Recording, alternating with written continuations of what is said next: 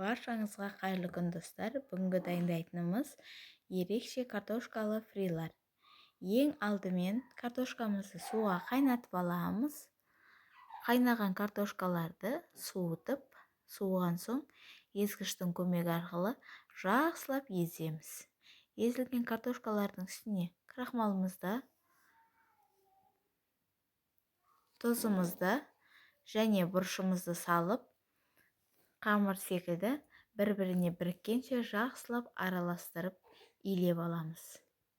Иленген тестаны 5-10 минутқа бетін жауып қоя тұрамыз. 5-10 минуттан кейін алып, крахмалдың көмегімен оқтаумен жаямыз. Жайылған тестамызды пышақпен кесіп, қызып тұрған майымызға салып, қызарғанша пісіреміз.